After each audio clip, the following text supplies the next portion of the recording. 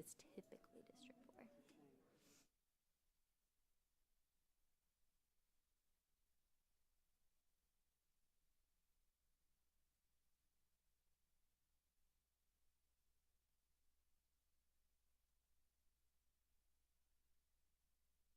Evening. I would like to ask everyone to stand for the invocation, and I am going to ask Bishop Mincy to come to the front and lead us.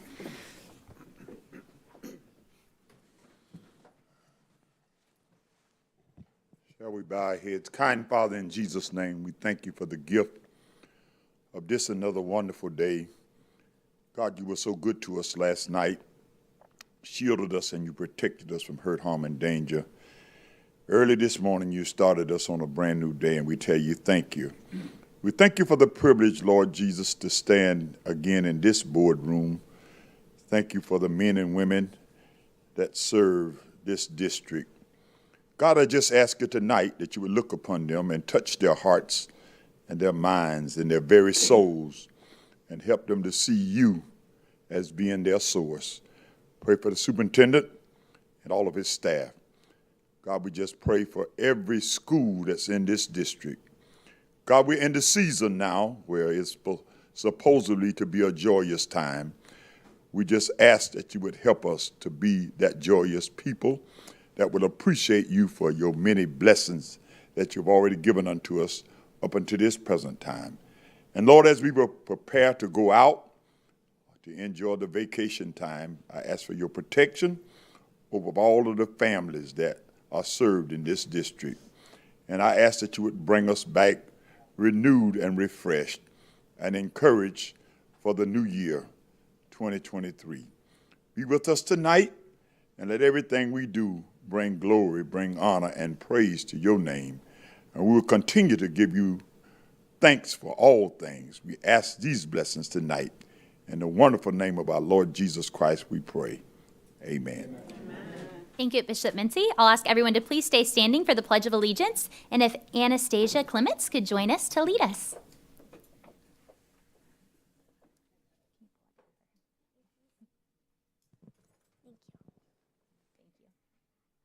I pledge allegiance to the flag of the United States of America and to the republic of which it stands, one nation, under God, indivisible, with liberty and justice for all.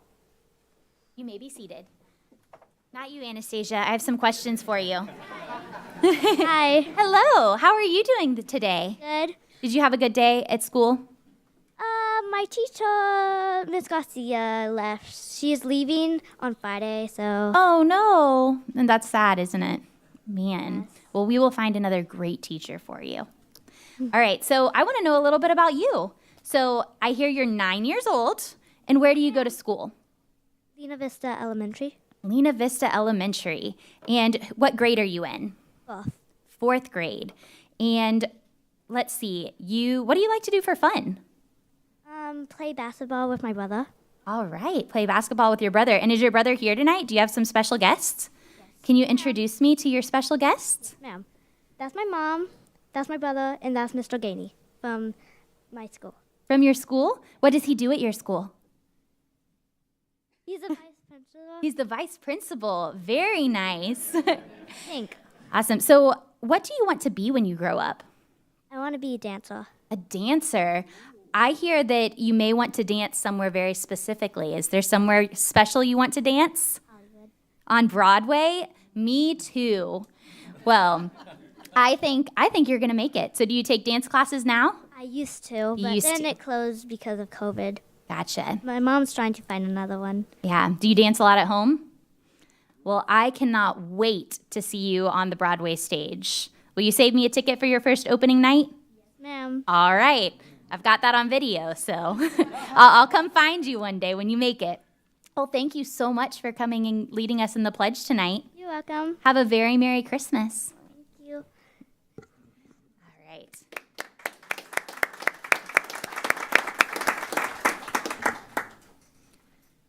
All right, so we will now call this meeting to order for December 13th. And our first order of business is to accept the school board agenda. Superintendent Hyde, do we have any revisions? Yes, ma'am, Madam Chair. Item F1, new administrators. We added a new administrator and along with an attachment. Item G, number 4, graduation alliance. There was an item added. Item P, as in Paul, number 5, nominee attendance boundary committee, ABC. We added an item. And item P, as in Paul, number 3, varsity tutor 1-year agreement. The description was updated. Those summarize all the changes, Madam Chair. Thank you. And I will seek a motion to approve the agenda. So moved. Second. Ms. Cunningham and Dr. Allen. Any discussion? Seeing none, all those in favor, please signify by saying aye. Aye. Any opposed? And the motion carries. Are we good to go? All right. We're all voting for ourselves, so we're waiting to make sure it's good before we move on. So now we'll move to special recognitions, and I will turn it over to Superintendent Hyde. Good evening, Madam Chair, members of the board, members of the community, and staff. At this time, I'd like to invite board member Justin Sharpless to please step down to participate in special recognition.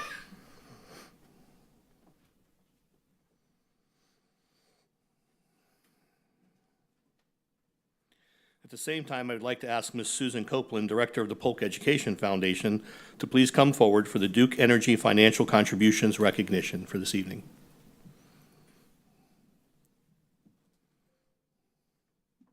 Good evening, everyone. Glad to be here this afternoon, and I'd like to recognize Duke Energy. And with me is Nancy Dodd, their Government and Community Relations Manager, and Laquita Gent. She's VP of Zone Operations, and both ladies are standing behind me. So I think you all probably are aware, Duke Energy has been a longtime supporter of our district. In education, they've funded many things through the years, but today I'm going to focus on the grants that they're making possible at schools on the east side of the county. It's something they've been doing for over a decade now. This year, Duke Energy grants are focused on engineering or energy education, and they benefit 4th through 12th grade students. Duke Energy donated $40,000 this year to make those grants possible, and so that added to a total we had since 2006 brings them to $725,000. That is fabulous. So I joked with them. And I said, we have to hit $1 million before I retire. So I'm lighting that fire. So this year, 9 schools received grants ranging in amounts from $2,200 to $3,000.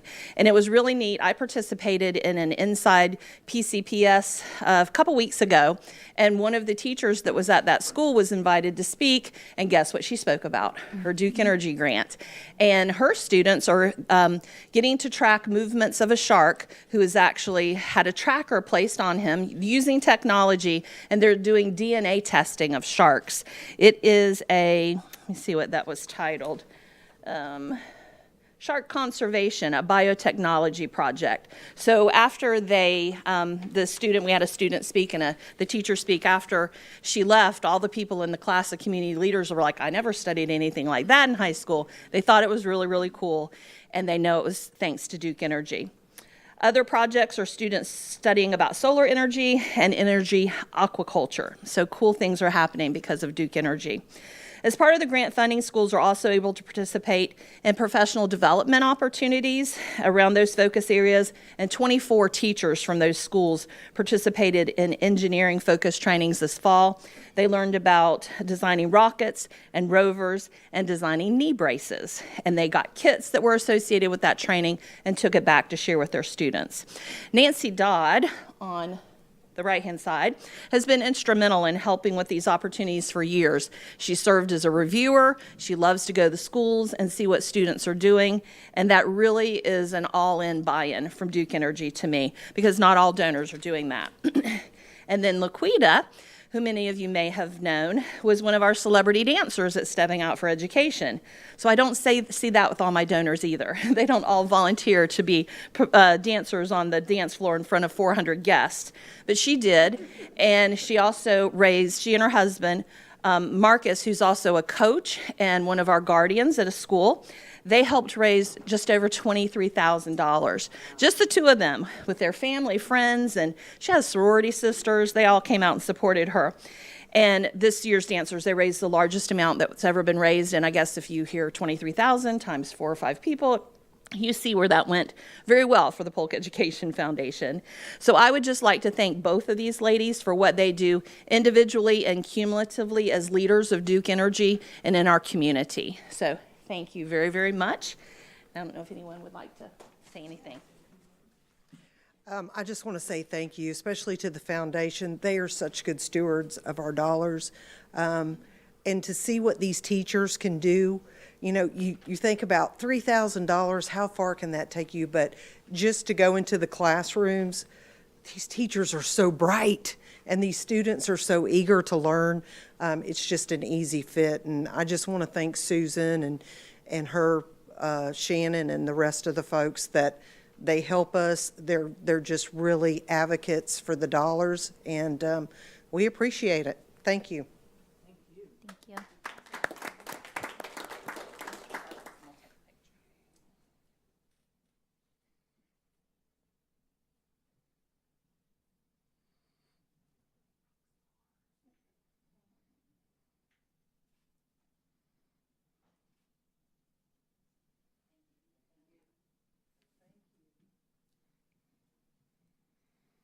And at this time, I'd like to invite Jeanette Crowley, Director for Strategic Partnerships, please come forward for the Focused on Excellence Employee Recognition Campaign.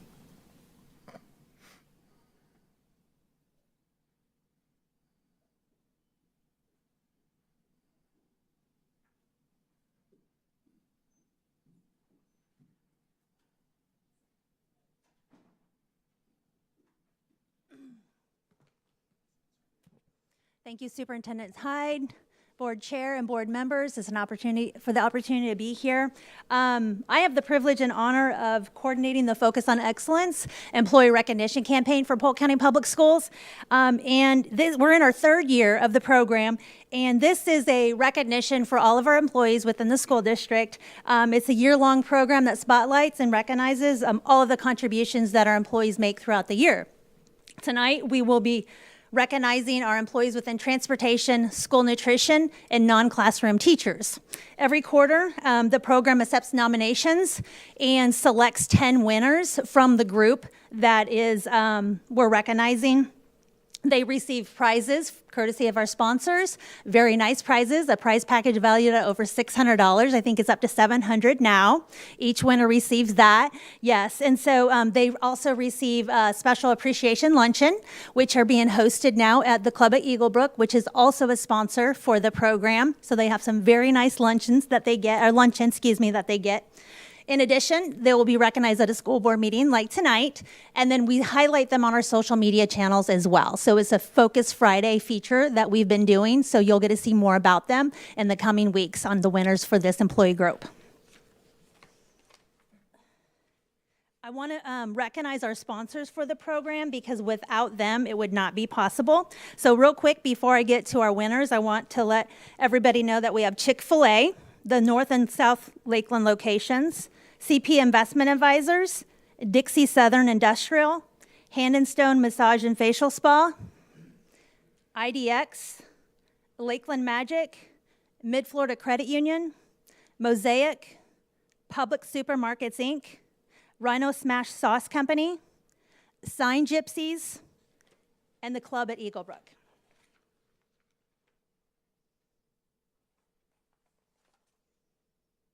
All right. So after each winner is selected and I get to notify them, I ask them one specific question on what do they love about Polk County Public Schools. So they give me a response back. So I'm going to read the responses in addition to the names and the areas in which they serve. And because we're in the holiday spirit, I want to see your spirit today. Each of you have received these little hand fans, okay? So I want you to get excited and cheer, okay, everybody? Show your spirit. Because we have some really great employees within Polk County Public Schools, and I want them to know that. I want them to see that, okay? I mean, feel that. So Sandra Marsenberg Brown is right here. That's All right, Sandra. So come on up here. You stand right here with me while I talk about you, okay? So Sandra says that what does she love about working for Polk County Public Schools? First of all, Sandra is a bus driver in Area 7 in transportation, okay? She loves planting goodness and kindness to our students. She said children of all ages are good to pour into and plant into. Experiencing the sunrise each morning is so amazing, right? We would agree, okay? In addition, she gets to work with the best area in the county, Area 7, right? She said the synergy that they have on their team is by far authentic. So can we please congratulate Ms. Brown? You're welcome. Get a photo of her.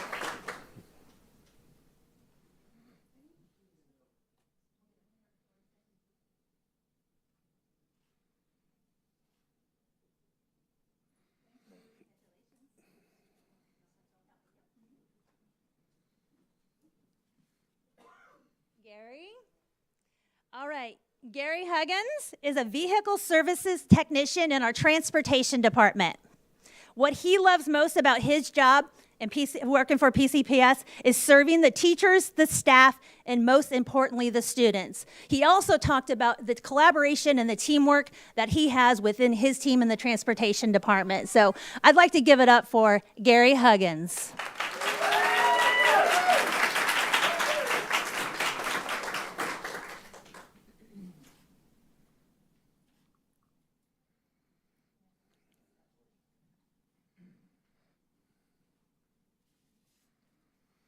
All right, next we have Barbara Boswell. She's a school nutrition assistant at Union Academy. Barbara said she would have to say the children would be her most joy and definitely her fellow lunchroom staff. She's been at Union Academy for 15 years and has loved every minute of it. Every day is different when you work in school nutrition.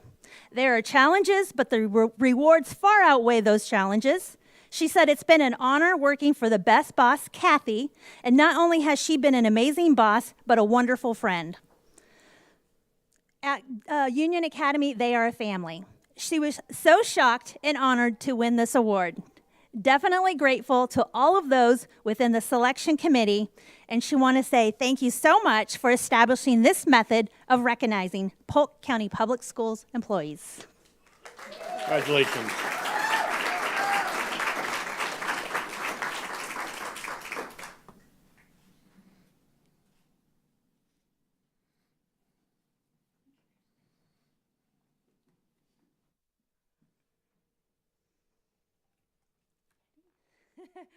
All right.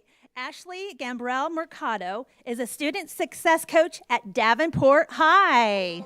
Ooh. And she serves within our non-classroom teacher employee group. What she loves being able to make a difference in her students' lives and continue to be a resource for them as they embark into adulthood. She feels it's important for them to have a reliable adult figure that they can depend on. I agree. What she loves most about PCPS is the relationships that she's built with her coworkers and administrators. Many of them close friendships have stemmed from working within PCPS. Congratulations.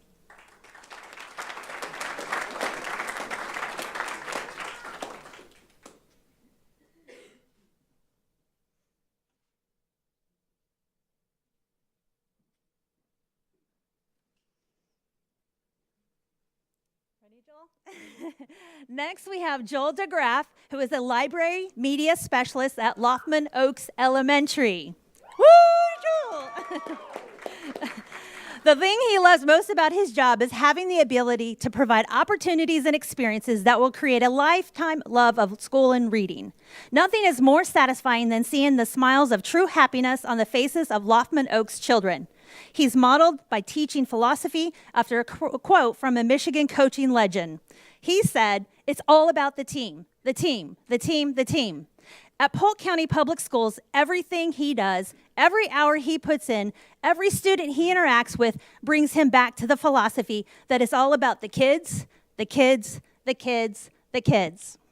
If we focus everything we have in us, on the children, we will be champions. Congratulations.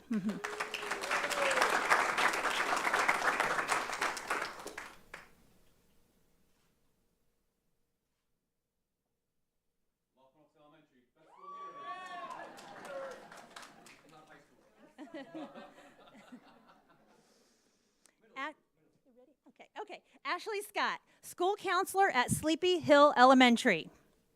While there is a lot to love, her favorite thing about her job is interacting with students and helping them build skills that will last a lifetime.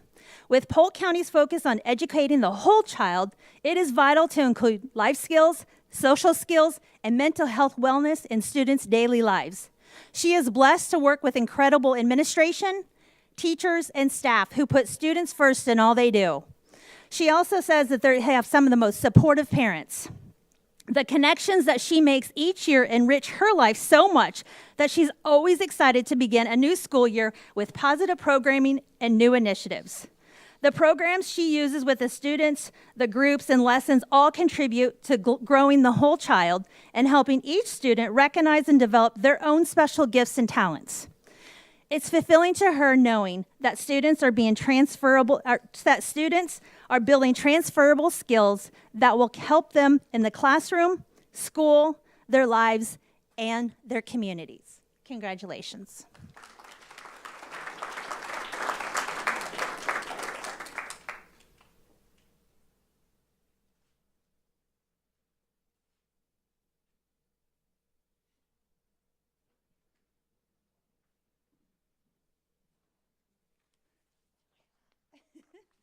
All right. Next, we have Joanna Loya, who is a library media specialist at Highlands Grove Elementary. Yeah, that's all right. That's good. So Ms. Loya's journey started as an educator in Polk County 17 years ago, and she has since worked in several roles and capacities across the county. As a second-year media specialist, she's so grateful to be in this role because it has afforded her an opportunity to be an advocate for literacy and reimagine our school's library media program. Her school's media center is very special to her as she believes school library programs can be very powerful and influential in developing our students as future leaders. She strives to create an inviting environment that engages scholars in literacy and ignites a love for reading and learning that will continue beyond their schooling years.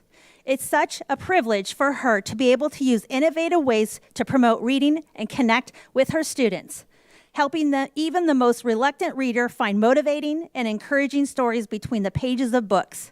She loves that she gets to help develop a positive reading culture at her school with the hope of getting all students to find the joy in reading. The work that she does is near and dear to her heart, but none of it would be possible without the support she's received within Polk County Public Schools.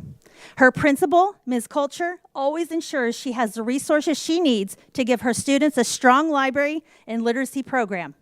She's also learned so much from the last 2 years from Stacy Davis, who's with us tonight as well, Senior Coordinator of Library Media Services, and her team. The support she has from her principal and the Library Media Services Department echoes that PCPS truly does put students first, as students benefit from our shared vision. Congratulations.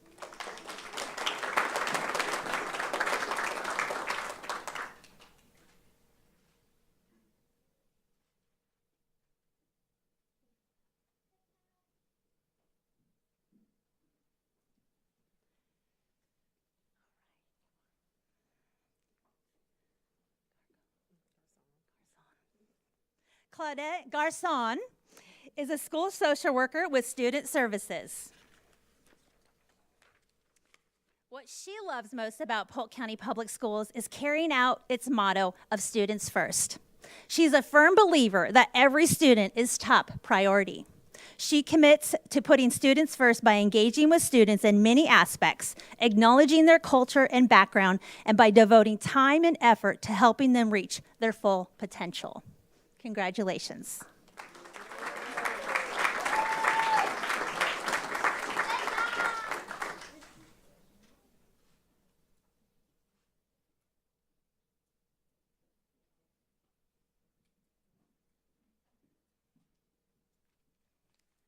Okay, so our next winner is Barbara Abernathy, and she could not be here with us tonight. So Stacy Davis, Library Media Services Senior Coordinator, is with us. But Barbara, Ms. Abernathy is a Library Media Specialist at Southwest Middle. And what she had to say is that she loves her job as a media specialist because she loves the joy of seeing a student's eyes light up when they have discovered a new book, series, author, or plot, and they can't wait to tell her about it.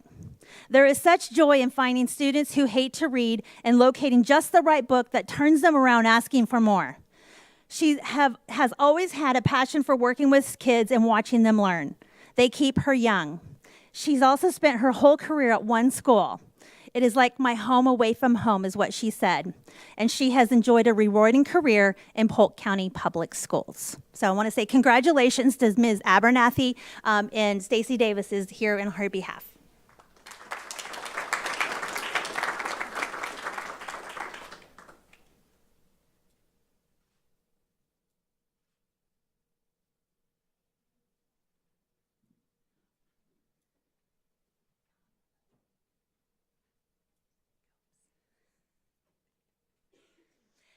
Mary Beth Cobes is a school-based math coach at Davenport Elementary. I was waiting for that. And what she loves most about her job is every day is different and full of surprises from teachers and our students. Being an instructional coach means being flexible with duties and jobs that can become yours at any moment. She loves that no 2 days are the same, and having the pleasure to work with such an amazing staff makes her feel very blessed. So thank you and congratulations.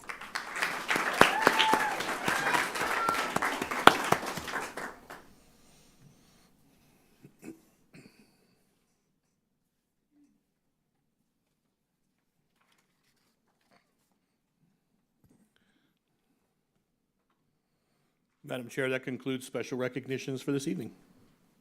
Thank you, sir. Wait for them to turn on the mic. Next is public comments for items on the agenda to be voted upon as adopted at the start of this meeting.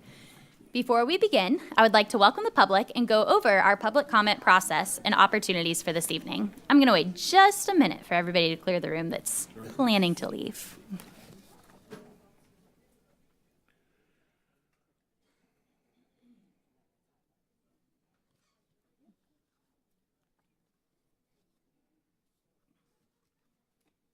I can't believe nobody wanted to stay for the fun part.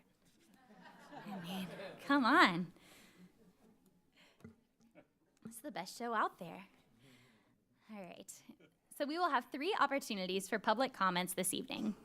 The first will be for items on this evening's agenda to be voted upon. The second will be during the public hearing portion of our agenda. And then at the end of the meeting, we will have an additional opportunity for public comment on items that are not on this evening's agenda. To register to speak, community members must fill out a speaker card in the lobby prior to the meeting. All speakers will be given 3 minutes. The clock will give you a warning sound when you have 1 minute left. And I apologize, it will not give you a warning sound. It will just flash yellow. That is a change since we moved to this room. So the clock over here will flash yellow when you have 1 minute left, and then you will hear a beep when your time has concluded. Please give your name for the record. All comments should be directed to myself as the board chair.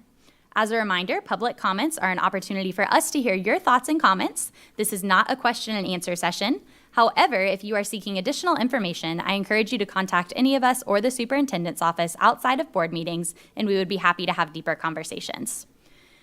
Before we begin, if you are on deck, so next in line, there is a nice little yellow line over here. If you want to go ahead and make your way there, that way we can keep it moving as quickly as possible.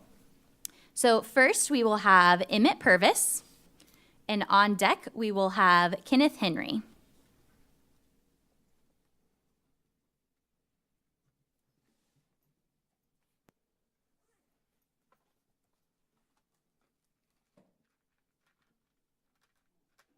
Good evening, Superintendent and the school board. I'm here tonight to ask you not to approve the consent for the books that are coming into the school system. I spent several hours, and along with a lot of other people this weekend, reviewing not only the books but the authors. And I'd like to thank them publicly for their interest in what's going in our schools.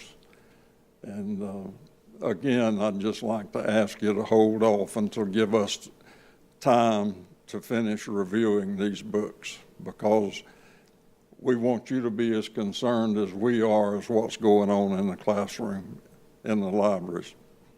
Thank you. Thank you, Mr. Purvis.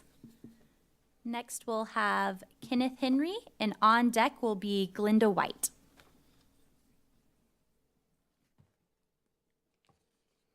Oh, good evening. I guess move that up. My name's Ken Henry, and I'm a member of the Regional Community Council, which is a community action group made up of some 15 residential communities along Eloise Loop, Thompson Nursery Road, and County Road 653 in Winter Haven.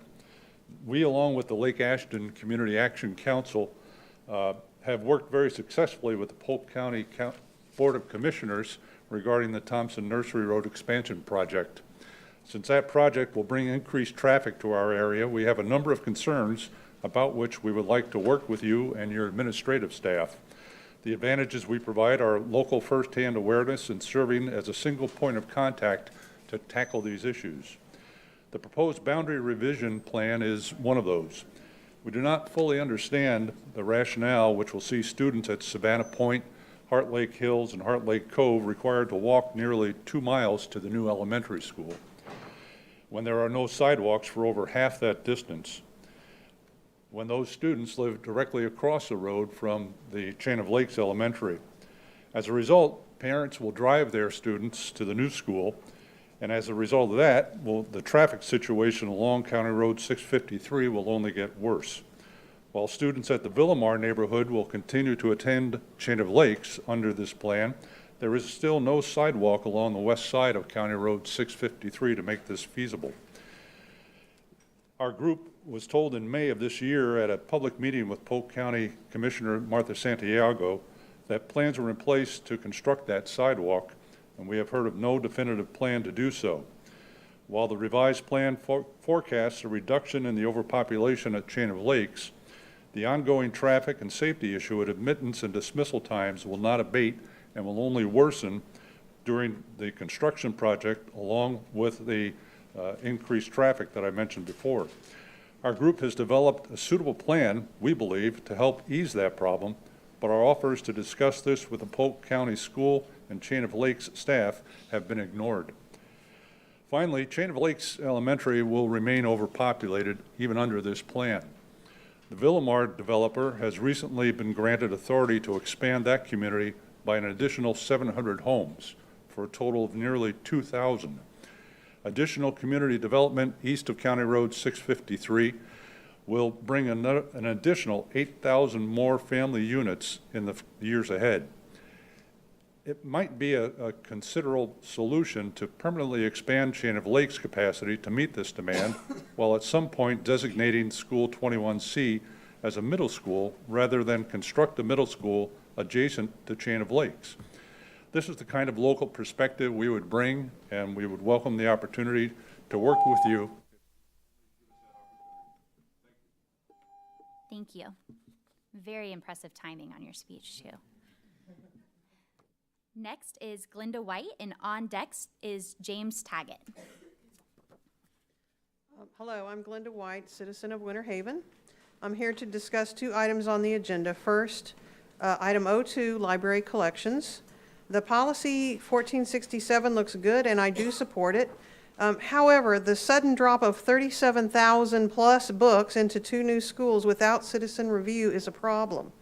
According to school policy, we have 30 days to review this enormous list of books and petition the school board to remove any books we find problematic. This is also during the holiday where most people will be spending time with family. I understand that media personnel have reviewed all this information. I question in what time period they could have done that. It's virtually impossible for citizens to review this gigantic list and put together petitions in 30 days. A group of 100 people would have to review 370 books each. This is ridiculous, and I believe it's a ploy to thwart citizen efforts to keep schools safe for kids. The lists are lifted from a manipulatable data system such as Excel, copied onto a Word or PDF platform that cannot be properly reviewed. We cannot use data to see if lists are repetitive, the same author, or anything. The evaluation system used by media personnel is not disclosed, and citizens should have access to it. There's no doubt in my mind that the vast majority of these books are acceptable for the ages and grade levels for which they're intended. However, by law, the public has to have adequate time to review materials before adoption. I'm not sure what y'all consider adequate time to review 37,000 books. In a review of approximately 1,000 books so far, we've already identified books that are questionable and need further review. I'm asking you, please table this decision until January or February and give us time to look through the books. Item P2, the Varsity Tutors Program. While this looks like a great program, the program costs over $4.7 million, but is available in 42 schools. The $4.7 million cost is per the number of kids in these schools. There are 39,639 kids in these schools, making the cost about $120 per kid. The entire cost, however, is apparently going to this program up front, and I am assuming that not all of these kids will be using this tutoring program. If they would, if the fewer kids that I'm assuming are going to use it, I'm thinking about less than 100 per school, it's going to drive the cost of this program up drastically. The funds should be dispersed as the children are using the service. If 100 children from each of these schools uses the service, that cost goes up to $1,132 per child. I doubt that 100 children from any of these schools will use the program. Thank you, ma'am. And then next we have James Taggett, and on deck is Pam Luce. Hi, my name is Jim Taggett. I'm a Polk County resident, taxpayer, and voter, and I'm also here about these books. And the problem is not buying new books, it's in the time frame for the review. Our government was formed as a representative republic. This means we elect representatives to vote on items on our behalf, whether it's Washington, D.C. or Polk County School Board. Okay, this is an employer-employee relationship. Okay, we the people pay the taxes that pay your salary. For that, we would like to know just what you are doing, okay? We would like you to put some real thought and time and study into your vote on these books, okay? Not pass that decision along to your leader, okay? There are some countries that do that, and you wouldn't want to live in one of those countries, okay?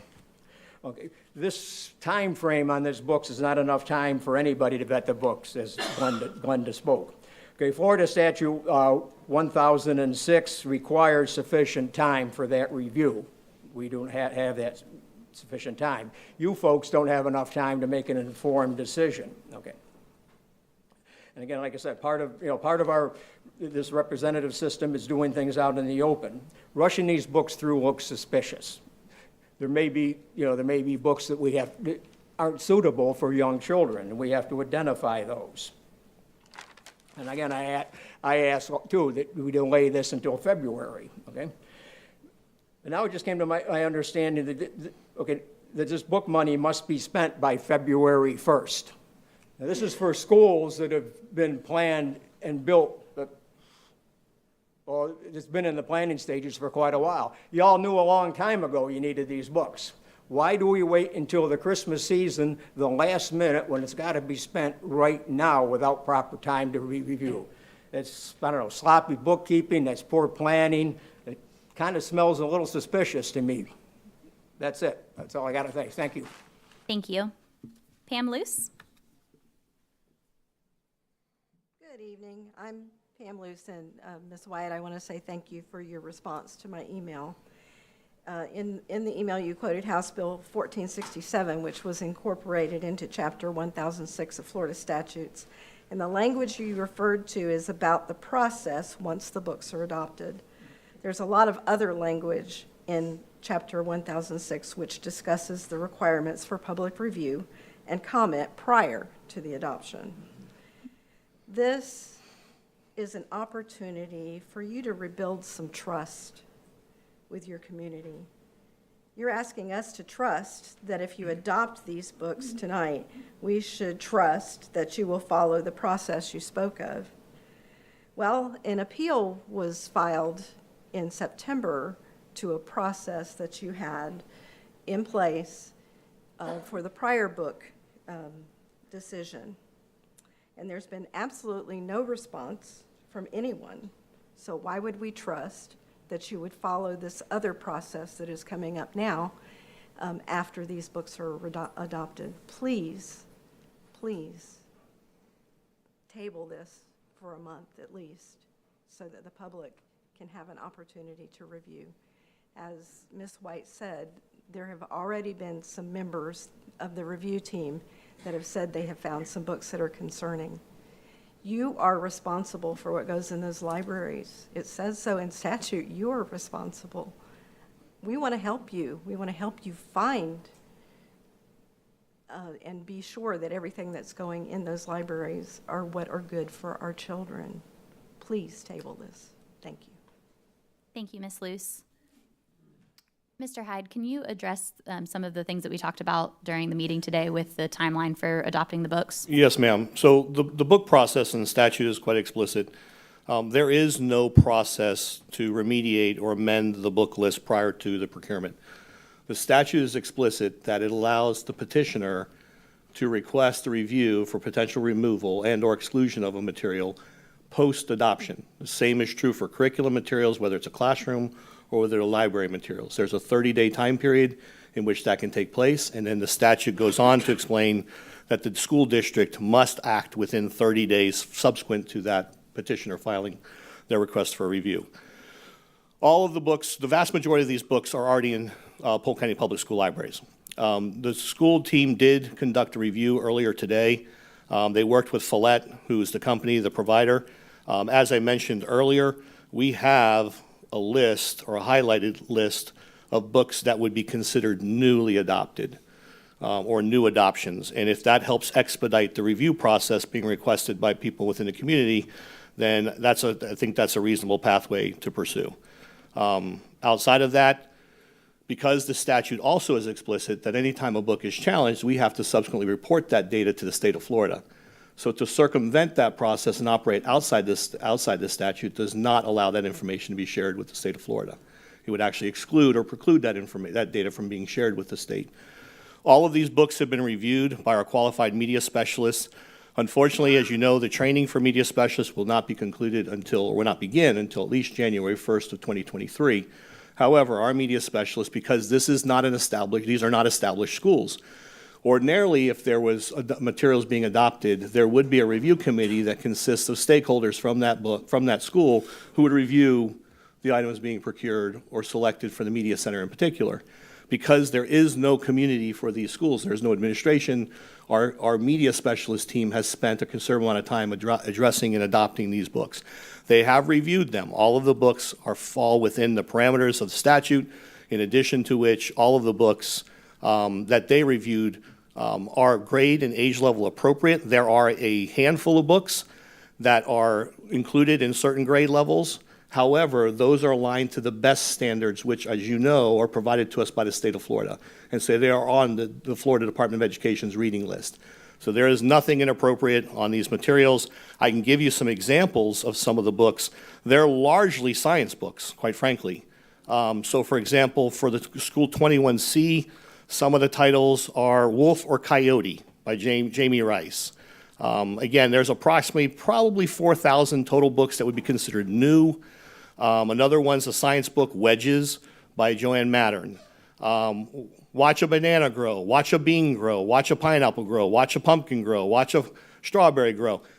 These are materials that would supplement our core educational curriculum at the elementary level. We have, and much to the comments made by members of the community, we've been very explicit in how we review these materials because we don't want to bring unwelcome criticism of our adoptions. And so respectfully, we have done our due diligence. Again, if it would help expedite their review so that they don't feel they have to have 100 people review 300 books, I think that's a reasonable request. We'd be happy to provide them with the abbreviated highlighted list. Now, just so we're clear, it's the entire list with highlights of the books that are new to Polk County Public Schools. And there are approximately 4,000 books that would fall within that classification out of 34,000, a much more reasonable approach. But I think, quite honestly, as you go through and you look at these books, the overwhelming majority of these books are scientific or they're social studies-based books. They talk about countries, they talk about Jane Goodall, their biographies, inclined planes, Again, I'm very confident in what the team has put together here. However, if the board wants to provide a different direction, then I'll follow the board's direction. Thank you, Superintendent Hyde. So we will now move on to approval of the minutes. So we have 3 sets of minutes to approve. The first will be for the November 15th, 2022 school board meeting, and I will seek a motion. So move. Second? Dr. Allen and Ms. Cunningham. Any discussion? Seeing none, all those in favor, please signify by saying aye. Aye. Any opposed?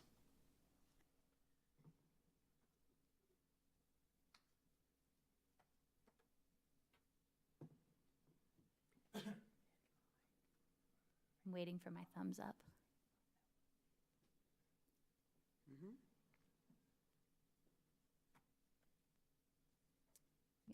And the motion carries.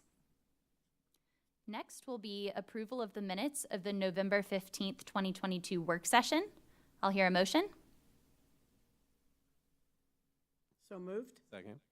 Ms. Cunningham and Dr. Allen. Any discussion?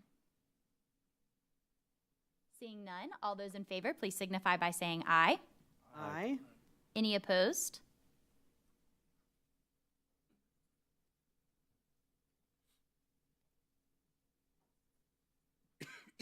And the motion carries. And the last set of minutes will be for the November 22nd, 2022 school board meeting, reorganization election year. And I will hear a motion. So moved. Second? Mr. Sharpless and Ms. Cunningham, any discussion? Seeing none, all those in favor, please signify by saying aye. Aye. Any opposed?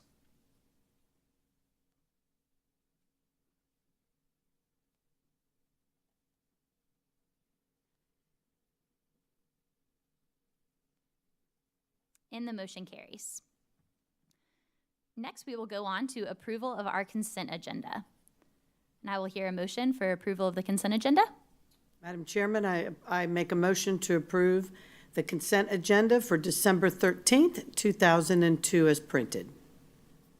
Ms. Cunningham Second. and Dr. Allen, any discussion? Seeing none, all those in favor, please signify by saying aye. Aye. Any opposed?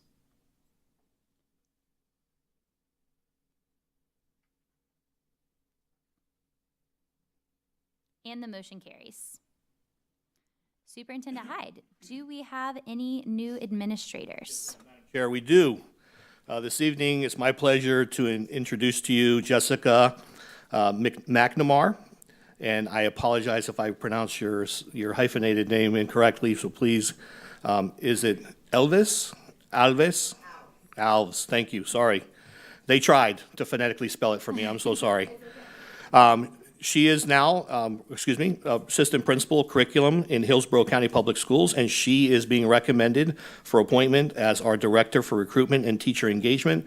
And I will say that the comments and the information I received from the team was that you blew the team out of the water. So congratulations, great job. Please come forward, introduce your family, say a few words.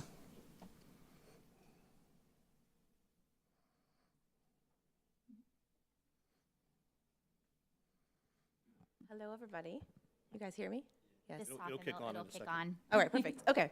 So, how many days you guys go on break? What, this week coming up, right? So I don't go on break until the 23rd, but I promise you, and I tell you, I'm counting the days before I am a part of your team. I am counting the days. I'm so excited. I'm honored. The interview was like a great conversation. So, I thank you for letting me be here this evening, and I hope I can make y'all proud. Okay? Yes. Oh, this is my spouse, May Alves, taking pictures. Woo. And my son is in Fort Bragg, so he's not here. And my daughter is in nursing school, and she's a full-time CNA, so they're not here with us because they are working. Congratulations. Yes, thank you. All right. Awesome. Thank you all so much. Thank you, congratulations. And the last one this evening is Jennifer Davis, Assistant Principal Level 2 at Stambaugh Middle School. She's being transferred to be the Assistant Principal at Stambaugh Middle.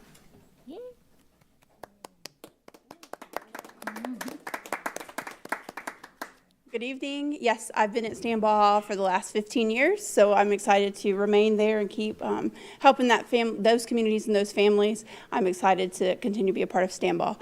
Tonight with me, I have my husband, Michael, and then I also have 3 children who are part of Polk County Public Schools. My son's a senior at Auburndale High School, and I have a junior at Auburndale High School, and then my daughter's an 8th grader at Stambaugh. So looking forward to continuing working hard for you guys. So thank you. Thank you. Thank you.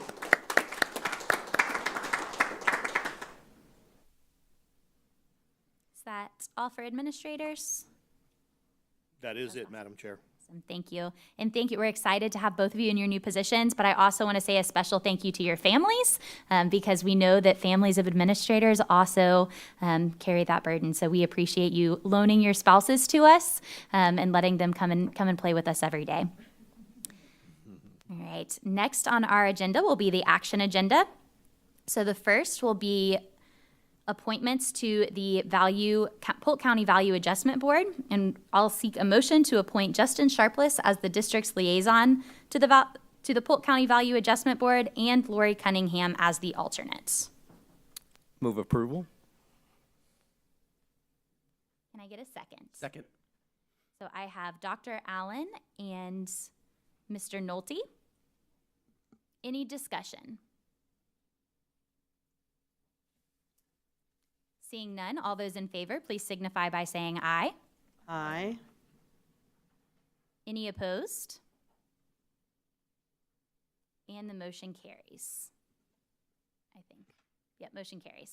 And just so the public knows, we had discussion in our work session today about who was interested in these appointments. So that's why we already have the motions filled in, because we had a lengthy discussion at our work session. So next will be the appointment to the Polk Vision Board of Directors. So the motion will be to appoint Sarah Beth Wyatt as the district's liaison to Polk Vision Board of Directors. So moved. Second. Ms. Cunningham and Dr. Allen. Any discussion? Seeing none, all those in favor, please signify by saying aye. Aye. Any opposed? And the motion carries. Thank you all, I appreciate it. Next is item P3, which is the contract with Varsity Tutors. So motion to approve the Varsity Tutors 1-year agreement. I'll seek a motion to approve. I move to approve. I'll second that. Mr. Sharpless and Dr. Allen, any discussion? Yes. Mr. Sharpless? So I first just want to say I think this is going to be huge. We talk about recruitment and retention of teachers, right? It's a big critical crisis right now. And I think this is going to help with retention. When we can only provide so much on the salaries, but this is going to help to relieve stress on our teachers by allowing them to use tutors that are remote. I do think it's a great use of our ESSER funds, and maybe at some point Superintendent Hyde can explain what ESSER funds are and what they can be used for. Superintendent Hyde, would you like to explain? Nothing like being put on the spot. So ESSER funds were provided to us during the COVID period to help us address learning loss specifically. The tutoring interventions are provided here, and again, thank you to our community members for acknowledging the cost associated with it. But it does target almost 40,000 students, and that's why the cost is where it's at. If utilization does not match the total number within the prescribed contract, we don't pay that. It will be paid based off the learner usage. It is interesting because it's available 24/7. It's available not only for our students, but for our parents in multiple languages. And so there is no disconnect then for families when children come home, because now that we're one-to-one, students have devices they can take home, and or they can choose to log in from a device at their home, and they can engage with their tutor. The tutor is also available during the school day. So if you imagine a classroom setting where teachers are attempting to differentiate and going from whole group instruction, we all did that, right? Teacher stands at the front of the room, gives us some directions, maybe models something for how we're supposed to approach a math problem, and then they say, okay, we're going to break out into small groups, but the rest of you, I want you to work independently. I need these 5 students to come to the kidney table to work directly with me. The students who are sitting independently at their seats can get access to the tutors in real time. So the benefit is this is an extension of the classroom teacher, almost a co-teacher that operates hand in hand with them. They've had a great deal of success in several other large urban districts. We're excited to pilot this program. We're excited to have the opportunity. And at the end of the day, we will closely monitor utilization because it's not our intention to waste taxpayer monies. The benefit here, again, is they are federally funded dollars that were provided to us with the sole purpose of addressing learner loss and or other academic issues. And so these are part of our remaining ESSER funds that we had specifically earmarked for this type of intervention. We did select this company and we did provide a full presentation on this because they go above and beyond. They are not necessarily a sole source provider. In many ways, you could argue that they are, but we did compare them against similar types of companies and their access and availability and the ability for our teachers to prescribe. And I think that was probably the biggest single difference between them and other providers was as a teacher's teaching students within the classroom, if they notice that Fred is having difficult with a particular aspect, the teacher can go into the system and tell their tutors, I need you to work with Fred only on this right now. And don't release Fred into other areas until he's mastered the content. So again, it's like this teacher directing another teacher or a co-teacher to say, this is what I need you to work on with this individual student. It's a really robust process for us, and we're excited to be able to pilot it. And I'll be more than happy to bring data back on a quarterly basis as we typically do. Anytime we've piloted a program in the last year and a half, we bring data back. So I appreciate the opportunity to provide some clarification and bring some additional excitement to this process. And I know the company is here in the room with us, and so I know they're excited to partner with us as well, and their commitment is sincere, and we've had multiple conversations. This will be a slow rollout for this year and more of a comprehensive rollout next year because we've got to train our teachers and get there will be a lot of videos that go out to train parents, to actually inform parents. This is how you can use this at home. Because we don't want parents waiting on us all the time. If there's something you want your child to seek additional support for, like Khan Academy and those types of other options that many of us know about, this is a way to do it within this platform. So we are, again, excited about the options that this will provide for our community. So thank you. Thank you, Superintendent Hyde. If you couldn't tell, he's really excited about all of the opportunities this is going to provide. Dr. Allen. Yeah, I just want to maybe come back on that energy as well. I'm just as excited about this. And, Glenda, I did hear your comment on the budgetary standpoint. And, really looking at this, it's $10 per learner per month, which is reasonable when you look at software across the board. For me in the classroom, from a higher ed standpoint, when we look at different software platforms and what that monthly cost is, I think this is a very reasonable cost for the service that it is providing and the depth of material and the access that our teachers will have. And then the opportunity, Rick, I don't know about you and if you had any struggles with any particular area as a parent. I know that your science background and the ELA may not be your favorite subject, but the opportunity to bring that, in the home, for me to come along my child and allow them to have access to that tutoring service is pretty exciting. So I think the cost is reasonable, and and the fact that we mentioned that this is targeting our 42 lowest and most needed schools. So I'm excited about that as well. Thank you, Dr. Allen. Any further discussion? Seeing none, all those in favor, please signify by saying aye. Aye. Any opposed? And the motion carries. Next will be P4, our school board services direct contract notification, our employees contract notifications. So these will be the updated contracts for 3 of our direct reports, and we will take them one at a time. So first, I will seek a motion to approve the new contract for internal audit services with Ms. Carol Matthews for 2023 to 2026. Move approval? Second. Thank you, Ms. Cunningham and Dr. Allen. Any discussion? Seeing none, all those in favor? Oh, sorry. Ms. Cunningham. Just want to take a minute and say thank you.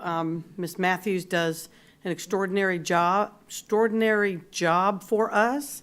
There's a lot of schools out there that we have to do internal auditing for, and she has worked very hard through the years to get us on an annual schedule so that all of our schools are appropriately audited, and it's very much appreciated. And so we thank you and your team for all that you do for us, and I just felt that it was important to note that. So thank you for your service, Ms. Matthews.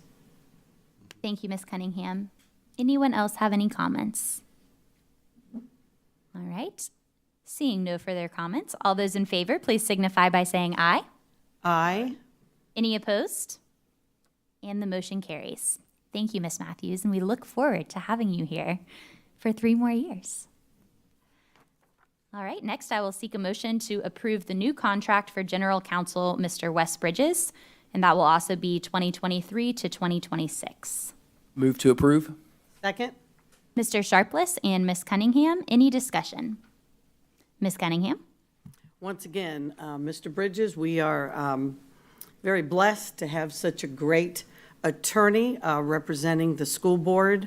We've been through a lot of ups and downs as long as I've been on the board, and you've always been very respectful. You've always conducted yourself as a gentleman.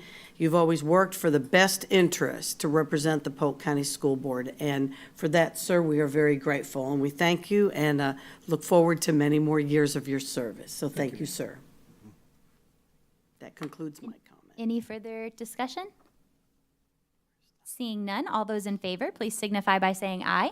Aye. Any opposed?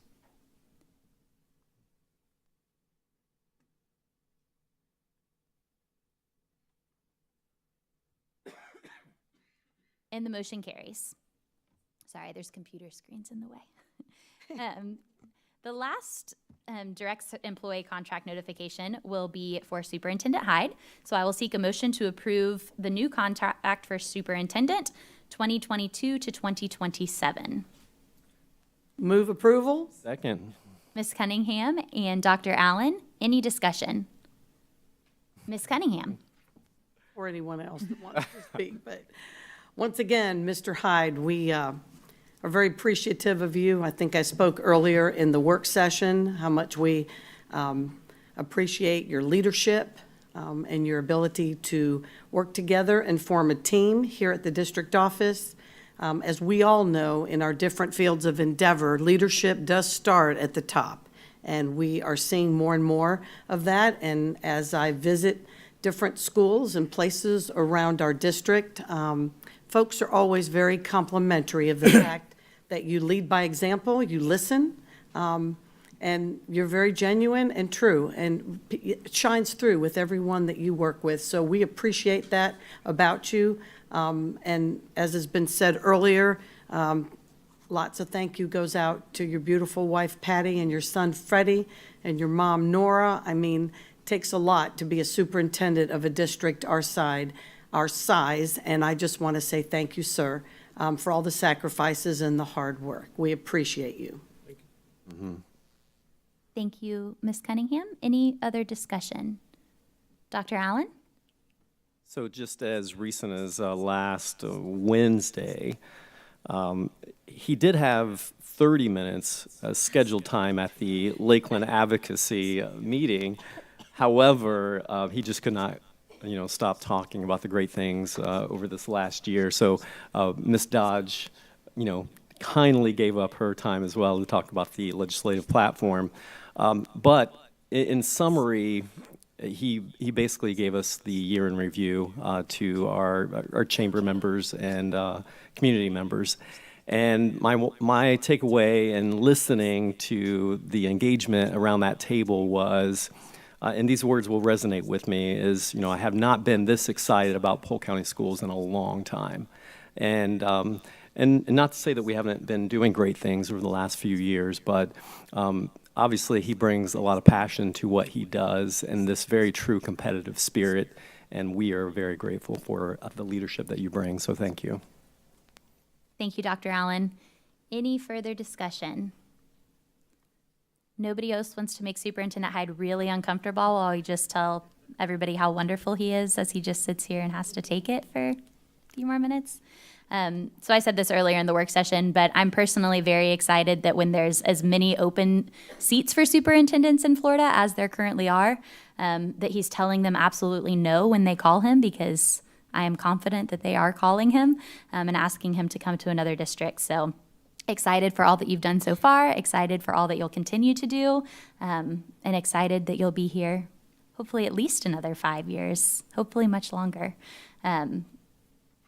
But those are my comments. So without any further discussion, all those in favor, please signify by saying aye. Aye. Any opposed? And the motion carries. Congratulations, Superintendent Hyde. I think that means you cannot leave. Yeah. Contracts work. Yes, they do. Always the most awkward time.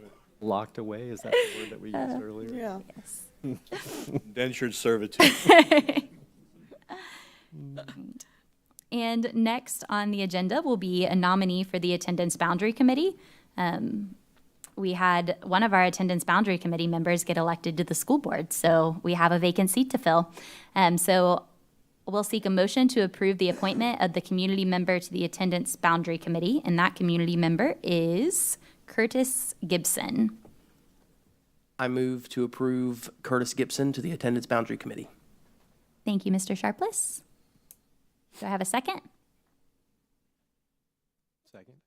Dr. Allen, any discussion? Mr. Sharpless? Sure. So, yeah, I served on the Attendance Boundary Committee for a few years.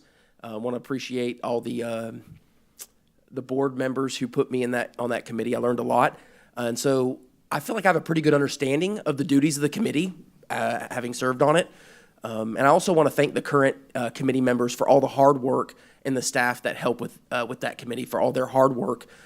Being on the Attendance Boundary Committee is not the most popular committee to be on because we're having to look at the boundaries of the schools. And so I recommend Curtis Gibson for the Attendance Boundary Committee. And I want to highlight some of his experience that I deem valuable for the Attendance Boundary Committee. He has a bachelor's degree in business administration from Kaiser University.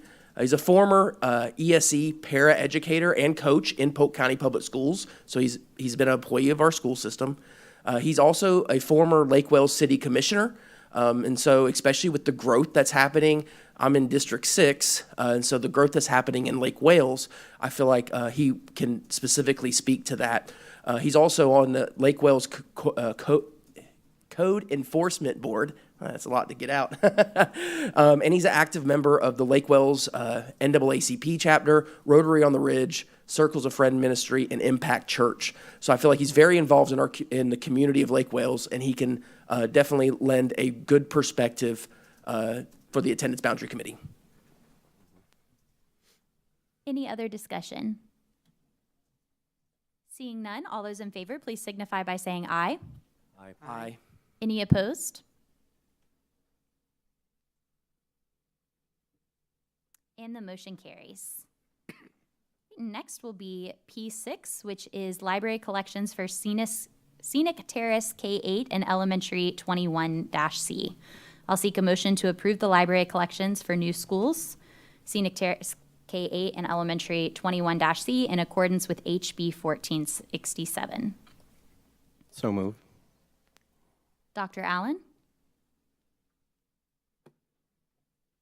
Can I get a second?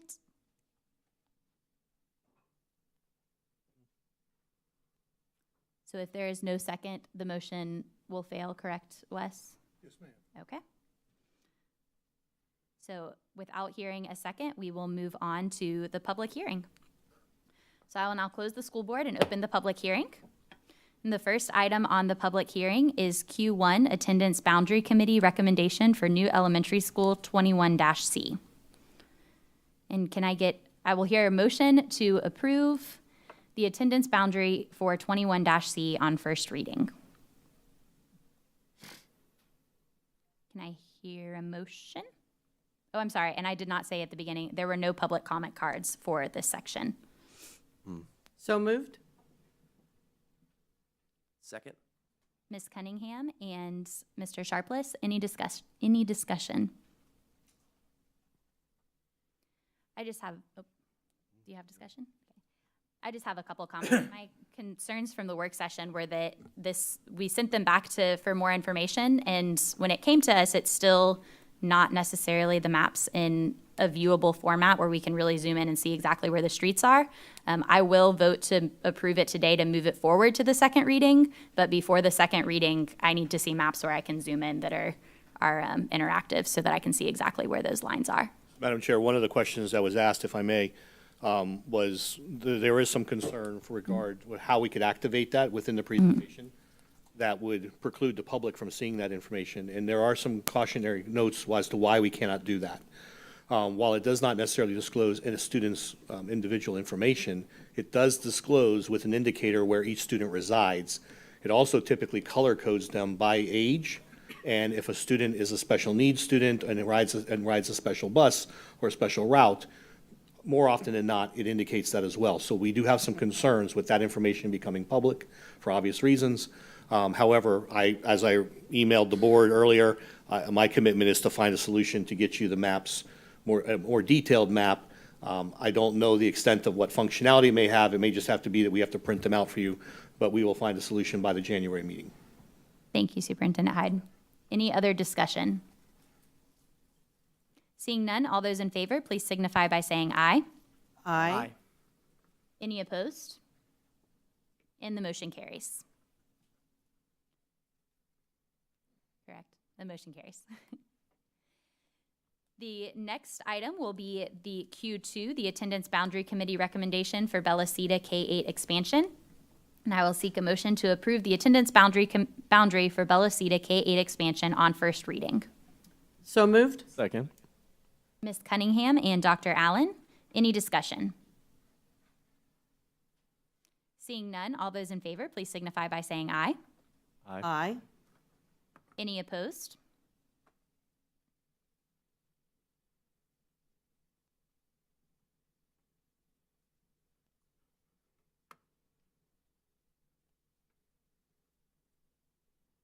And the motion carries. And last for our public hearing will be the Attendance Boundary Committee recommendation for McLaughlin Middle School expansion. And I'll seek a motion to approve the attendance boundary for McLaughlin Middle School expansion on first reading. So moved. Second. Mr. Sharpless and Ms. Cunningham, any discussion? Seeing none, all those in favor, please signify by saying aye. Aye. Any opposed?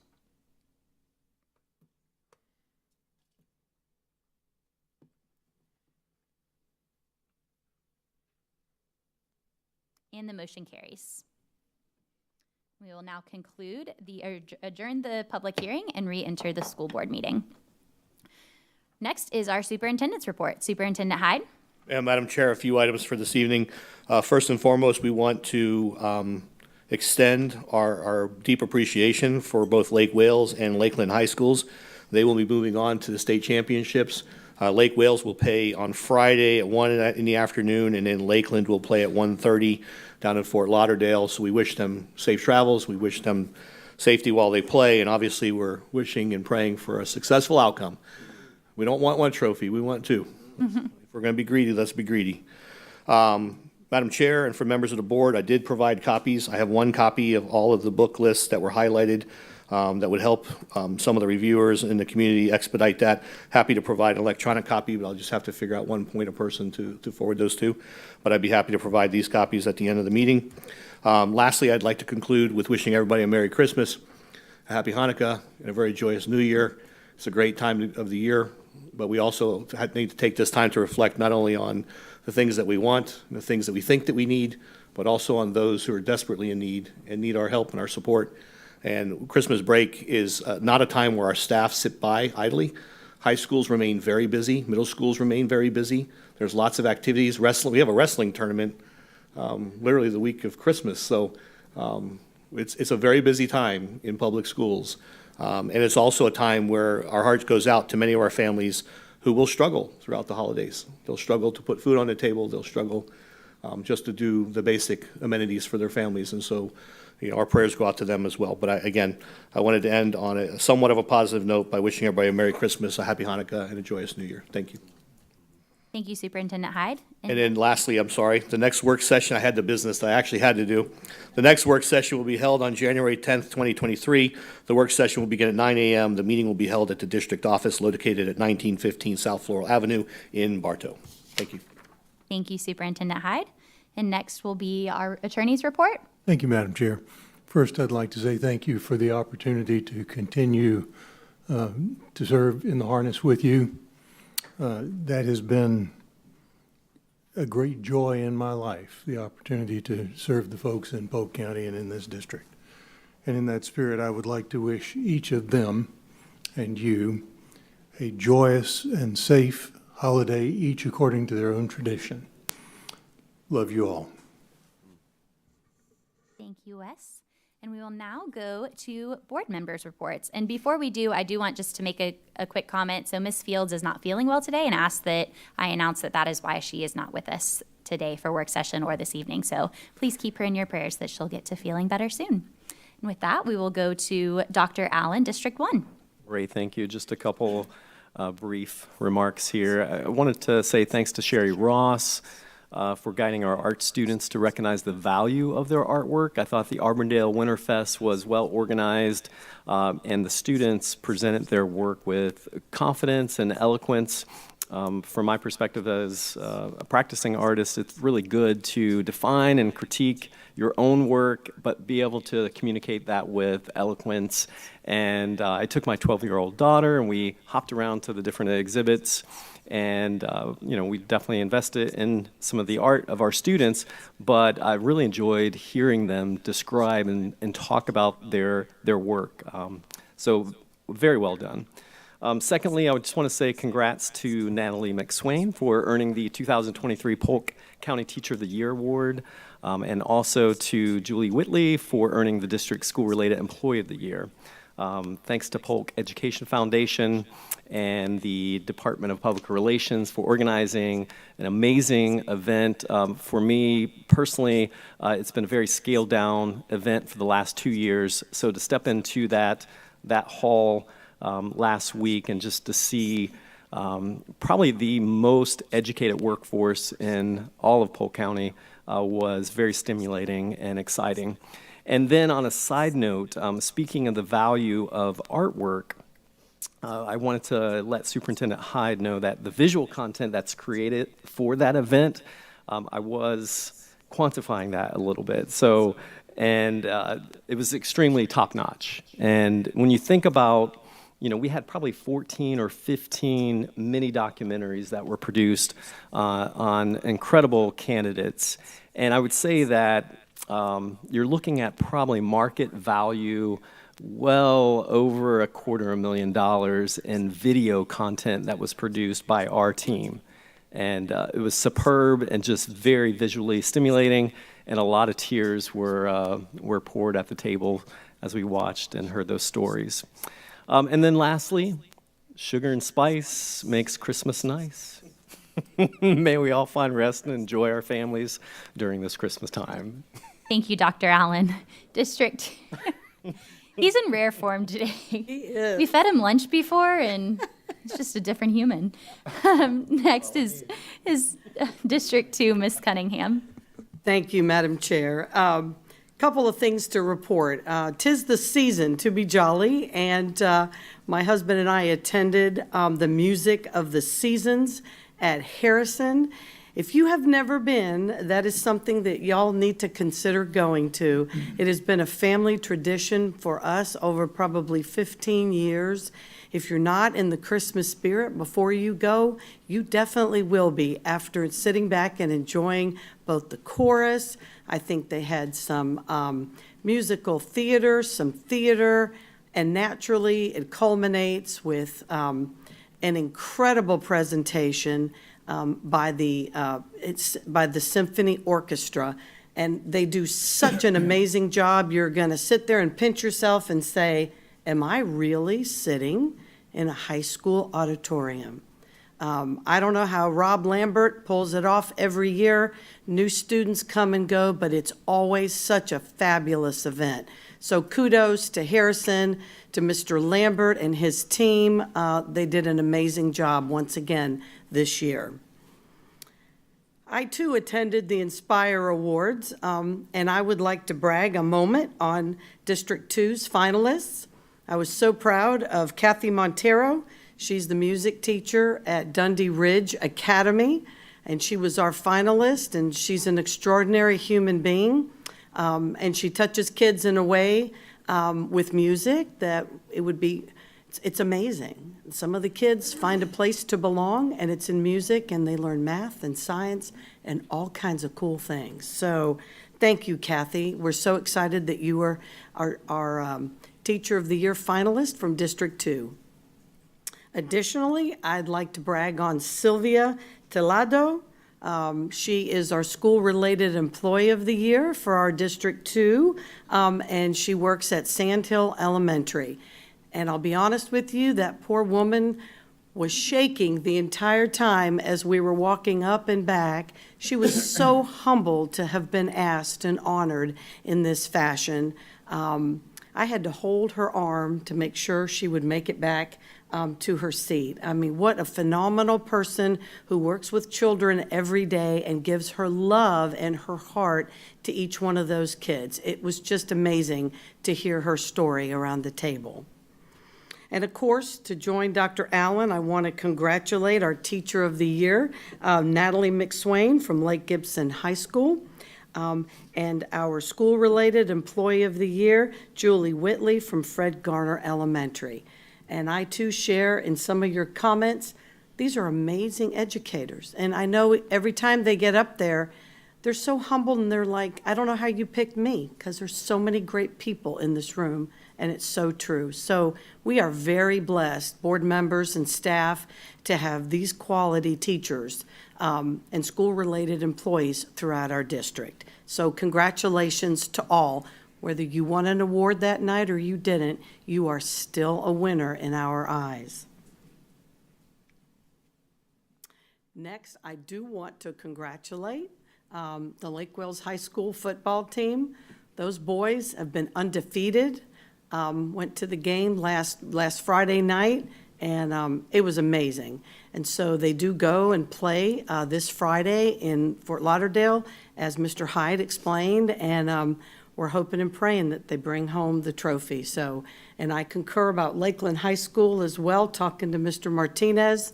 They're pumped as well, and wouldn't it be so special that Polk County has 2 state finalist champions? Would that be the first time? I don't know. In our history, I'm not sure, but I'm thinking that's the very first time we can say that if both of the teams would win. So keep those boys and their families and their coaches and everybody else in your thoughts and prayers on Friday, and then I believe Lakeland plays on Saturday. So we're excited for everyone. And lastly, I want to say, oh my goodness, it's a wonderful time of year. Merry Christmas to those who celebrate, and happy holidays for each of you that celebrate a different tradition. May God continue to bless you and your families, and get some rest and relaxation and make some wonderful memories. And that concludes my report, Madam Chair. Thank you, Ms. Cunningham. And next will be Mr. Nolte. Well, thank you. Doc, whatever you had for lunch to drink today, how about sharing that with us next time? Because you were really fired up when you came in, so that's great. I too, or should I say I three, also attended the Inspire Awards, and it was truly an amazing program. Everybody there was a winner. Many people got some great awards. Since I taught for 36 and a half years, there's great people out there that always need awards that really don't really get held up much. I can always think that first thing you do, you get on a bus, so we've got some great bus drivers and transportation department, and then when they get off the bus on the sidewalk, we've got paras and teachers and aides there helping them. They are all, in my estimation, award winners, and they head to the lunchroom, so our cafeteria staff, I mean, they're just great, super people. And then they head out to the classroom. We got safety patrol sponsors. We got safety patrols, fabulous classroom teachers, and also our paras. Just it's incredible all the people we have. Besides the lunchroom, we've got the the grounds crew, the people that fix our schools, and boy, we've got a lot of older schools around here that we're glad they're holding together with duct tape and everything, and hopefully people will be spending some serious money over the next couple of years, and we can get some more sales tax in here, get these schools fixed up.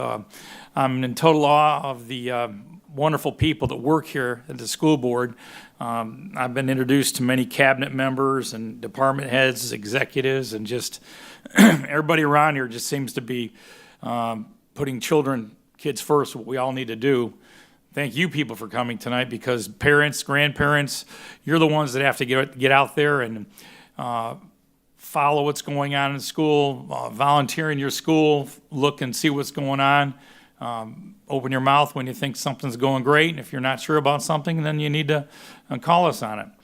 I'm just amazed at how big a complex this is. But when you think about Polk County, what is it, 2,000? It's one of the biggest ones in the state of Florida.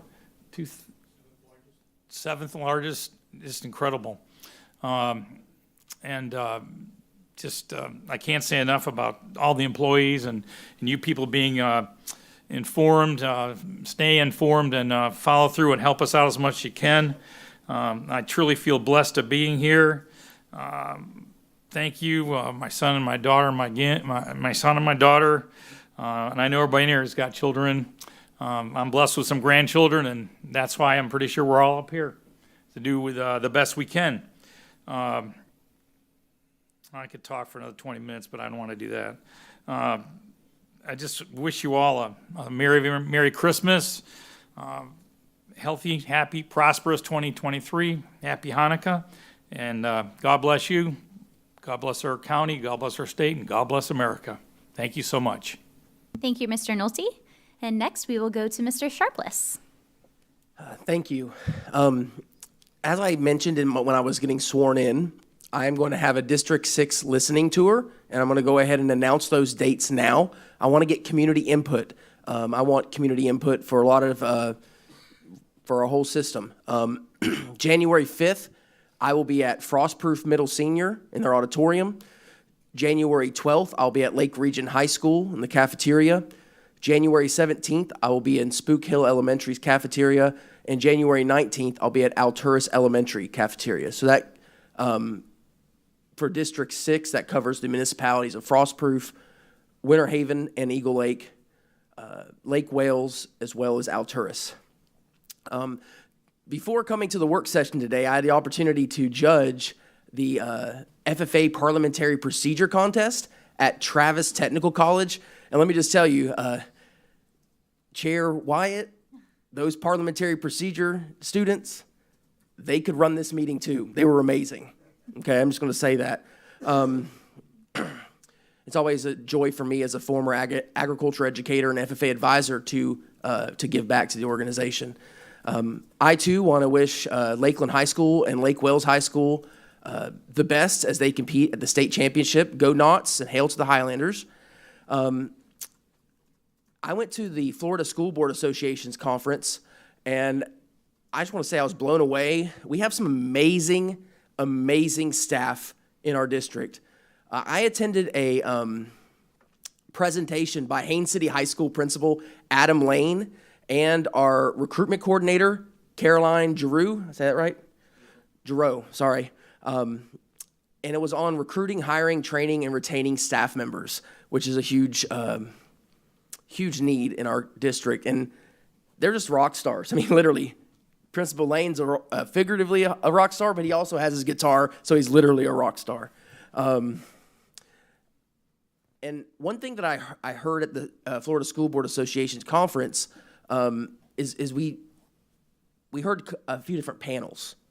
And one of the panels was a student panel. And it really hit home when those students said that they desire student representation on their school board. Now, I'm not necessarily saying that we need to have a student representative, but I would like to see us incorporate more student voices into to inform our board, for sure. I too attended the Inspire Awards, and I think that the Inspire Awards are appropriately named. because I came away inspired. We have, again, amazing staff, and to hear the stories of our district finalists for Teacher and School-Related Employee of the Year, at one point even got me choked up a little bit. That's how amazing those staff are. This Thursday, I'm excited to attend, this coming up Thursday, the groundbreaking for the new gym at McLaughlin School. It's going to be amazing. So thank you to the board for approving that. I also want to thank Spook Hill Elementary and McLaughlin for allowing me to participate in the Great American Teach-In at their schools. A really neat thing that happened at McLaughlin is I was actually able to do my Great American Teach-In in the same classroom that I taught as a teacher. And that was really inspirational and just brought back some really good feelings. Second to last, in January, the Polk County Youth Fair is coming up. And I've addressed this board as a citizen before, talking about the Polk County Youth Fair. But fellow board members, you will see an invite coming to all your inboxes, January 21st to the 27th. The Polk County Youth Fair is an amazing event for you all to attend, and I highly encourage it, community and staff and board members. And finally, I hope you all have a great holiday season, Merry Christmas, and try to get some time and spend with your families and recharge your batteries before coming back. Thank you. That's all I have. Thank you. And so my report will be very short. I do just want to again congratulate our Teacher of the Year and also our School-Related Employee of the Year, who, in case you didn't hear, was from District 4. So we are very proud of Julie Whiteley from District 4. She's a great representation of all the great things happening in our schools, and are excited for her to represent Garner and to represent our district. My second comment would just be, I was at a Chamber of Commerce conference last week, and Mark Wilson, who's the Florida Chamber president, came up to speak, and he specifically talked about businesses' need to get involved in education with the workforce. He'd had a very similar conversation at a luncheon in Lake Wales a couple months ago, but it is really exciting, I think, to hear the Florida Chamber president talk about how we need volunteers on our campuses. We need businesses to send people to come read with our students, to do that type of thing, and really to encourage the business community that this is your workforce. So if you're looking down the pipe 10, 20 years, these are the kids that are going to be your employees. And how can we get involved in their lives now and make sure that they're as great as they can be when they come to apply for a job. So it was really exciting just to hear, we talk a lot about that in the school board world, but to hear that in the business world is always reassuring that message is getting out there, because we can say all day long we need help in our schools, but it just hits a little bit different when you have a business professional telling you. So that was exciting just to be a fly on the wall for that conversation. And then lastly, I just want to say Merry Christmas to everyone. I hope all of our employees and students especially get a restful holiday season and come back re-energized and recharged for a great second semester. And with that, we will go to public comment. So this will be the public comments for items not included on this evening's agenda. Just as before, to register to speak, community members must fill out a speaker card in the lobby prior to the meeting. All speakers will be given 3 minutes. The light will turn yellow when you have 1 minute left, and you will hear a beep when your time has concluded. Please note that although the board encourages community participation, no immediate action will be taken on items presented during this public comment portion of the meeting. If follow-up board action is required, then the matter may be placed on the agenda at a subsequent meeting in accordance with school board policy. So first, we will have Yanni Lialitza, and then on deck will be Noah Hernandez. And I am very sorry if I totally butchered your name. It's okay. Good evening, everyone. My name is Yanalitza Yarayeb. I'm a member from the Nueva Club at Davenport High School. Today, I will be addressing a problem that most parents don't know students have.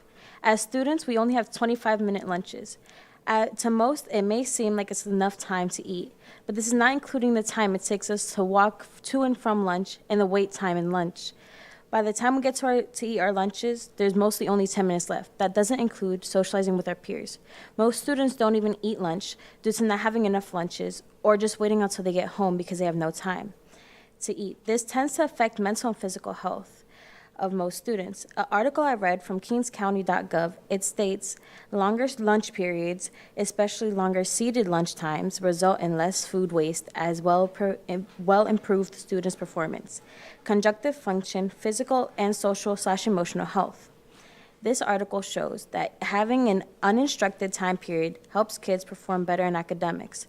A way we can eliminate this problem is by giving students a minimum of half-hour lunches. This will improve their mental and physical health as well as how they perform in academically performance. Not only is this including that, but it'll help us relieve the time, and it helps us pretty much to take the stress away from being in school over a long period of time. It gives us a way to not only focus on school, but have a time to socialize with our peers and making sure that we can take a mental break as everyone does in work, and in the real life, we always get a break. But in school, we tend to only get a certain time period, and then we rush back to class to make sure we get on time without getting a discipline due to being late. And that is all I have to say. Thank you for listening to me this evening, and I wish everyone happy holidays and a safe trip home tonight and a well-being for the rest of the year. Thank you so much. Next is Noah Hernandez, and on deck will be Octavio Hernandez. Good evening, school board. My name is Noah Hernandez, and I am here to speak about inclusivity. In the 1950s, I will not be allowed to speak here because of the color of my skin. As a mixed racial kid, I've been in situations where the color of my skin has been an issue with people, such as the father of my ex-girlfriend making a joke in Spanish simply because of the color of my skin. Nueva and GSA were created to help kids like me who have dealt with bigotry simply because of what they look like. Having a club like this allows me to have freedom of expression to be myself within my community. They treat everyone with respect and accept me for how I was born and who I am today. Everyone needs support to keep on moving forward and grow as a person. Anyone can make a change and help improve a plethora of things needed in our community. Nueva and GSA is all about being together and establishing inclusivity for all students. Collaboration is the key to maneuvering over obstacles and coming up with solutions for any conflict. Our club keeps positivity for everyone because we understand the importance of needing someone by our side. I believe that education, communicating with each other, and knowing people by their actions and not their appearance will stop us from going back to the 1950s where a kid like me wouldn't have been able to stand up here and have my voice heard. Thank you for your time and happy holidays. Thank you so much. Sorry, that's a father-son moment. I'm so proud of him. You're a proud dad. I am. All right. I am. Next is Octavio Hernandez, and on deck is Linda Montalbano. 1 second. Oh no. Oh no, it's not loading. Technology, don't you guys love it? Now see, this is the thing that happens to us as teachers. We get the students 20 laptops, and then one kid goes, my Wi-Fi's out, Mr. Hernandez. What do I do? Well, go to the media center. Oh, we're out of media laptops. This is a real issue that we as teachers have to think on the fly. What do? Okay, hey, are you done? Go get the laptop. Go over there, get your friend. But anyways, give me 1 second. I apologize completely, but oh my God, this can't be happening. Oh man, I have to read this. I'm so sorry.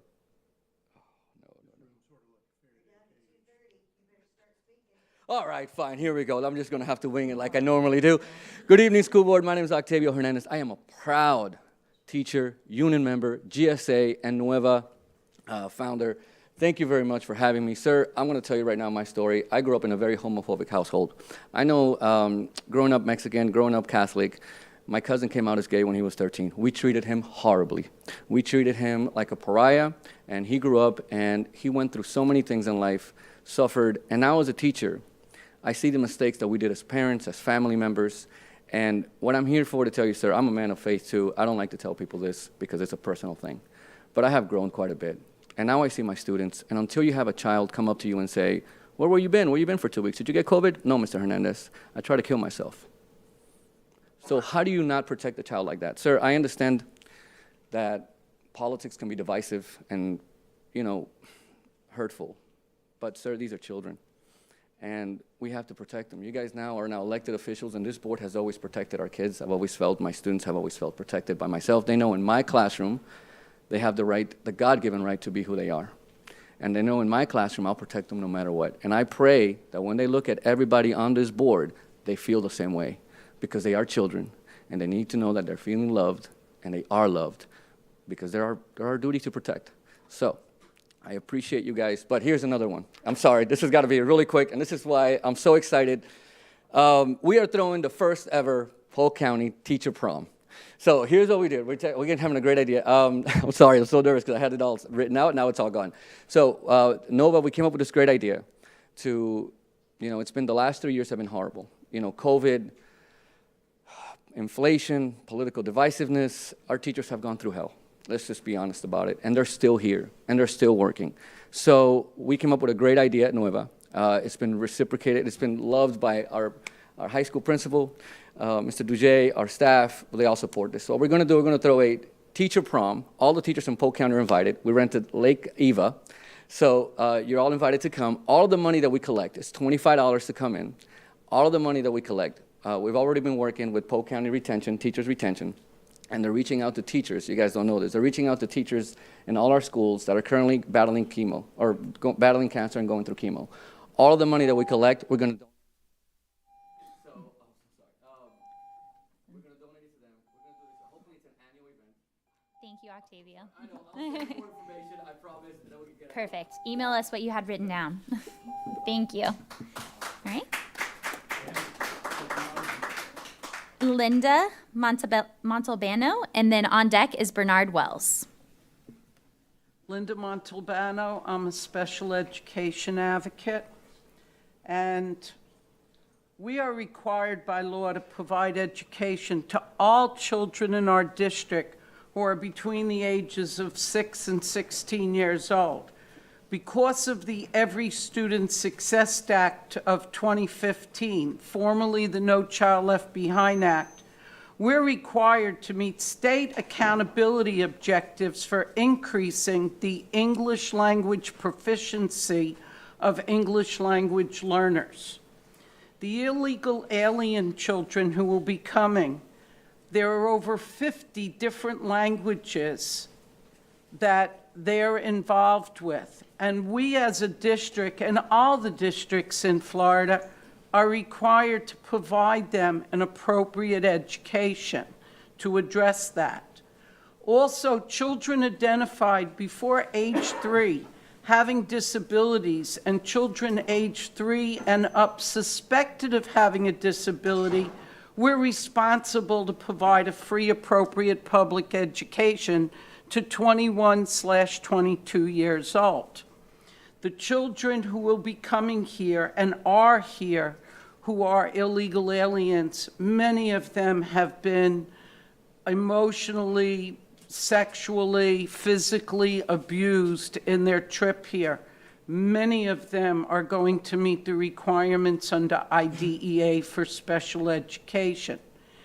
I fully expect our school districts in the state will provide all they can to all of these children.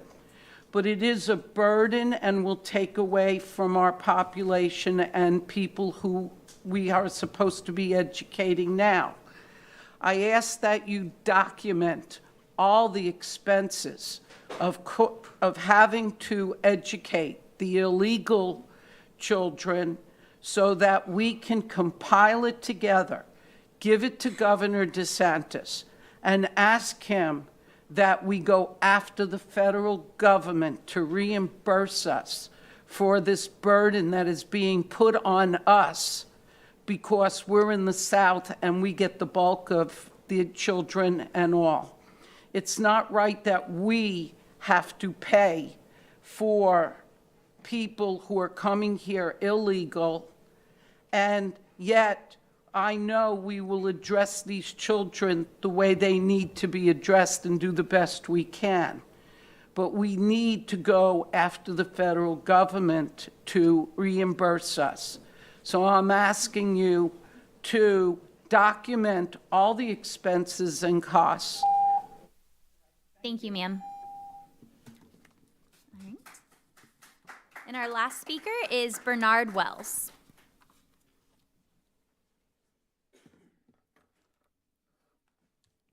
Good evening to each of you. My name is Bernard Wells, and I have more concerns that I want to put before this board tonight. Some of them are directly in conflict with the State Code of Ethics and the Principle of Professional Conduct. Concern number one, The superintendent's cabinet does not reflect the true representation of the demographics in the school district.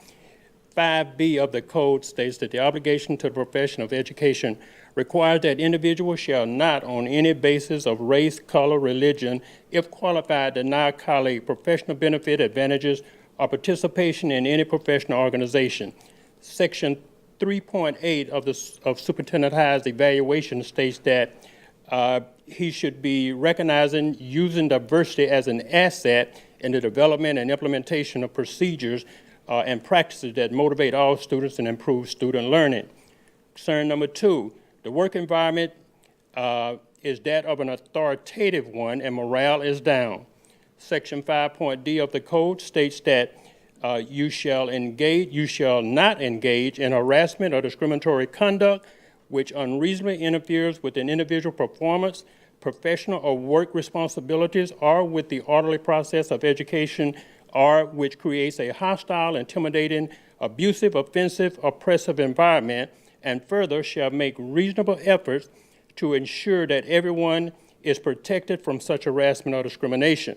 Section 4.7 of the superintendent's contract states that he should be providing leadership role to achieving high morale, and this is not happening. Concern number 3, the board approves positions and the superintendent appoints them to another position of higher salary. The code relates to that is 5J of the Code of Ethics. You shall not withhold information regarding position or applicants or misrepresent an assignment or conditions of employment. Section 6.6 of the superintendent's contract state that he should adhere to the Code of Ethics and the principle of professional conduct. His performance is consistently unacceptable. Also, not in the code, but as a board, your board policy prohibits members of the Polk County School Board from communicating with school-based staff. It is a direct conflict of interest, and if there are any board members that are communicating in such a way, it should cease and desist immediately. Also, there's a concern about the evaluation of the superintendent pertaining to staff. My question to each of you would be, did you survey all of the staff, or did you go to your... Thank you, Mr. Wells. And with no further business to come before the board, this meeting is adjourned.